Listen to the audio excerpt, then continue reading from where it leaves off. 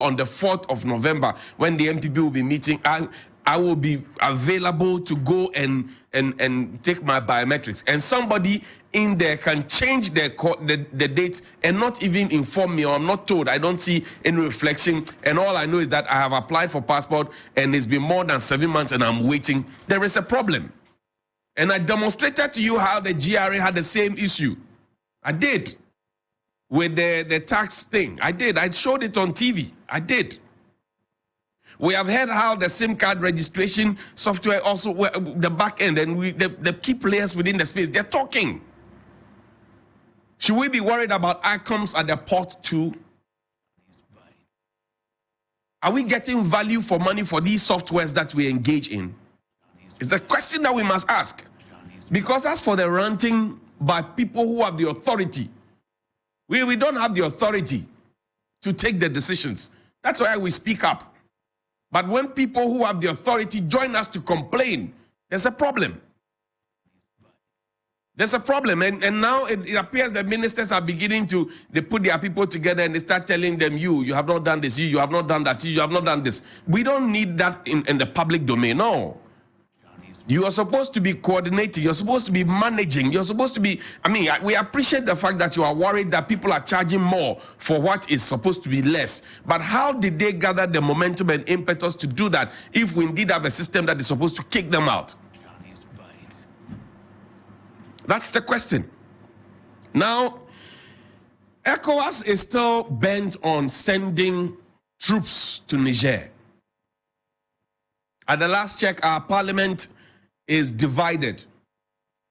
But I will not take the division in parliament over a decision of that nature for good, because we have seen parliament disagree on many issues, particularly, and I'll start from where Madam Shelia Yakobocho herself, Kojo Opon Kroma, Hawa Kumsin, about 16 or so of them, they were held in the balance after their vetting, that there are question marks around these ministerial nominees.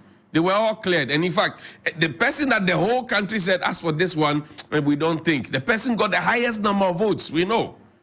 So Parliament can give us the impression that they are divided on the matter. Minority says, don't send troops. Majority says, we will send the troops. Minister for Defense, Interior, National Security are united in their call to say, we want to send the troops. There will be a meeting of the Committee of Chiefs of Defense Staff that will happen in this country on Thursday. And then closely after, I suspect that will be when the troops will be deployed. But what is ECOWAS's real mandate? I told you the other time that it is supposed to be the economic communities of West African states. Economic communities of West African states. Now, ECOWAS is supposed to be political, ECOWAS is supposed to be social, and ECOWAS is supposed to be economic. These are the three main pillars that hold ECOWAS.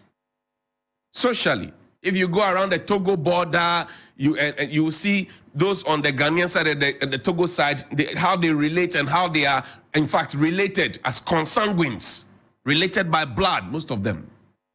That's a social aspect. You go to Burkina, same. You go to the Ivory Coast area, the Nzema area, same. And that's how we're supposed to be living. But ask yourself as to whether, if you're moving from Ghana into Togo, the stress that you have to, and even traveling on to Nigeria, the stress that you have to go through within the same ECOWAS. You even pay at your own border to exit. Then you pay to enter another country.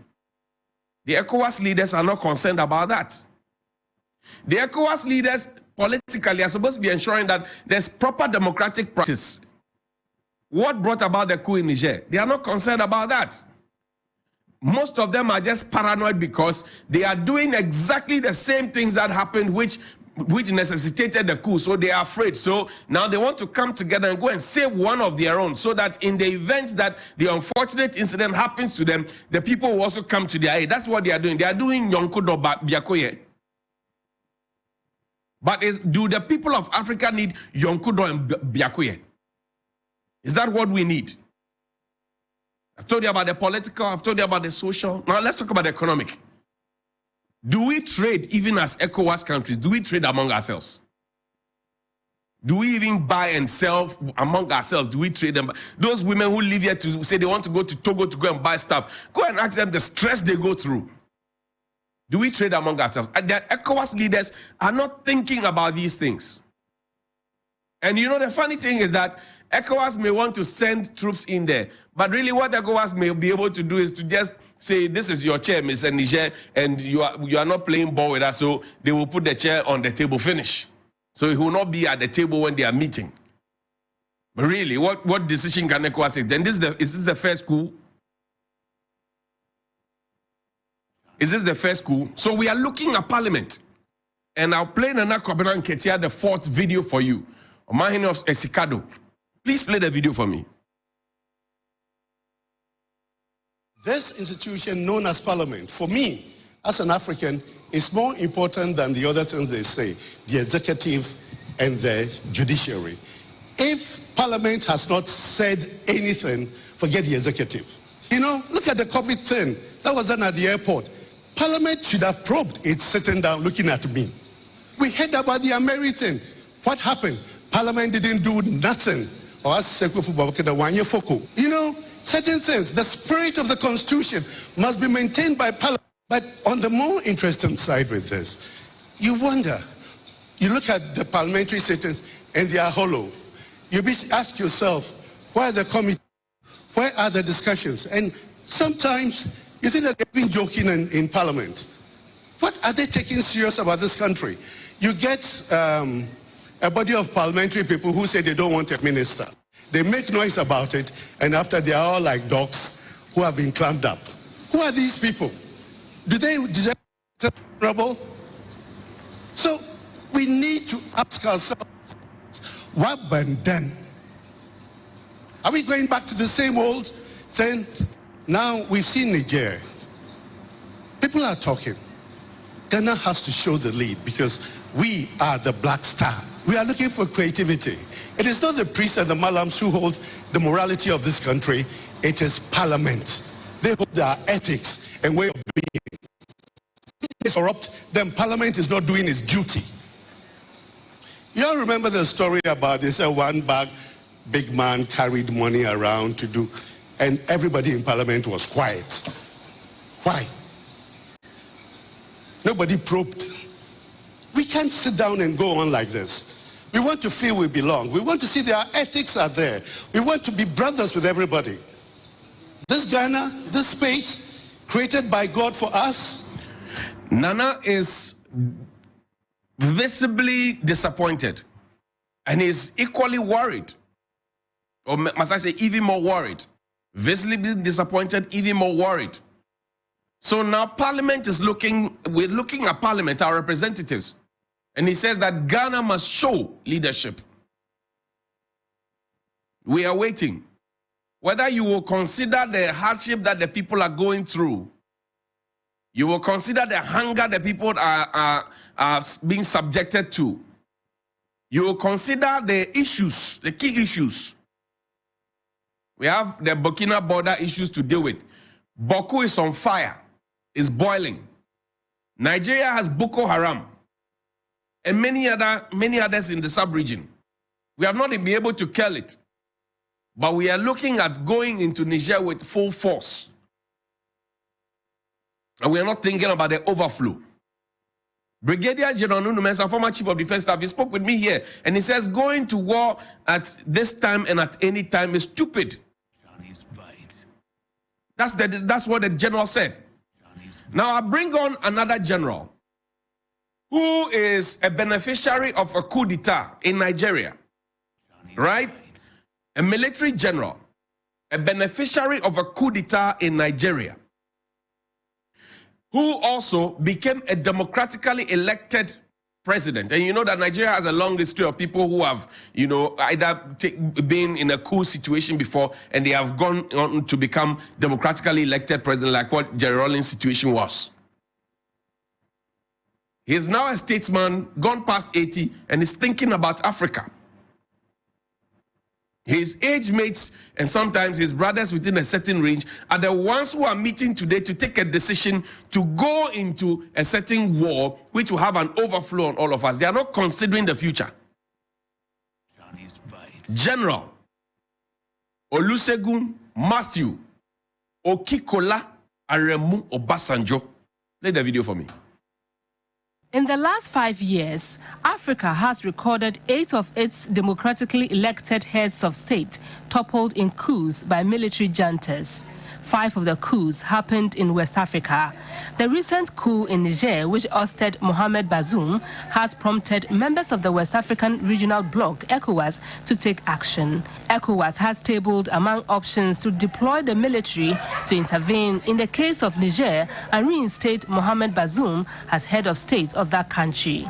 Addressing the 15th African Youth and Governance Summit, former President of Nigeria, General Olusegun Obasanjo, blamed the military overthrows on abysmal administrative performance. The situation we are in is simply, let us put it as it is simply leadership and governance.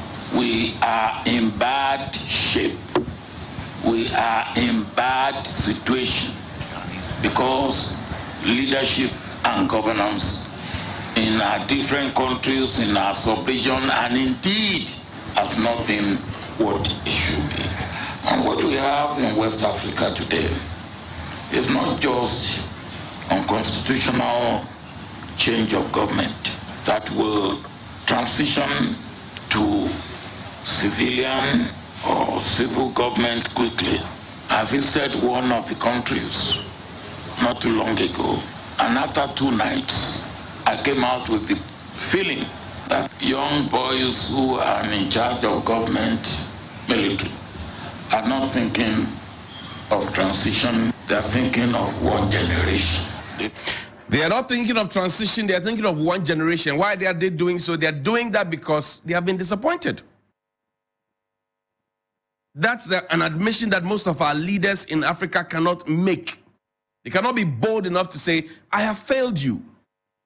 And I told you, we had a US-Ghana Chamber of Commerce meeting recently. One of the senior citizens of this country who still has a very, very good job, he said, look, our generation have failed you. So we want to support you now. Some of us want to support the younger generation to be able to repair the damage that has been done. He said it. He admitted it, that his generation has failed us. The presidents who sit around that table, who have taken or will take that decision to go into Niger with full military force, gathered from the various countries, will they be alive after the next 10, 15, 20 years to see the extent of damage that they are plunging the whole continent and the whole sub-region into? They will not be here. So they are not thinking about the totality of the African race, the totality of the regional bloc, the totality of the future of the younger generation. They are just thinking about their selfish interests and how they can remain in power. But what do they do with the benefit of power? What do they do with the benefit of power? That's the question that the African young people are asking. Yesterday I put up a tweet and said, let's have a national youth farm. And look at the comments. Everybody was eager to do it. It means that if we create the right opportunities and we do not dip our hands into the funds that are meant to help the people to grow, they will willingly do it. We always are busy to say, our youth are lazy. Our youth are lazy. They don't want to do anything. They are betting. We want to tax the betting that they are betting and all of that. We discourage the betting, blah, blah, blah. I ask a simple question. Can we have a national youth farm? Check my Twitter handle. The young people there, laudable idea. We are ready. Like, how do we do it? What do we do? See, these are not lazy people. These are people who are eager. They are burning with passion to achieve. All we do is to label them as lazy and discard them so that we can go on with the chop and nyafo and keep money under our beds. Show me the tweet from Nana Addo Dankwa Akufo-Addo. That's my throwback tweet for today. Nana Addo, in 2016, 1st of December, 2016, 6 days to a major election. He says, if you are tired of a high tax rate, vote Akufo-Addo. That's the hashtag. If you are tired of a high tax rate, vote Akufo-Addo. Keep that tweet there. 30 seconds for me. With the benefit of power, what has been the tax rates? With the benefit of power, what has been the connection between tax mobilization and tax utilization? With the benefit of power, have we added on to the taxes that already existed? With the benefit of power, the taxes that existed, have we upped the rates with the benefit of power? Has he made the people of Ghana tired of the high tax rate? And is that reason enough to vote Akufo-Addo out? Well, he's not running again. You can't vote him out. But he's talking about breaking the 8. This is the scorecard. This is the criteria and what do you call marking scheme, as it's taught, that he put out there. Now the exam is done. The examiners have marked the exam. The question is, did the president fail or did he pass? Keep this in your mind. It says this was the 1st of December 2016, 5:33 p.m. Ghanaians were making up their minds who to vote for in 2016. He won that election with an overwhelming victory, never happened before in the country. Says if you are tired of a high tax rate, vote Akufo-Addo. What has he done with power? Good morning, Mr. President.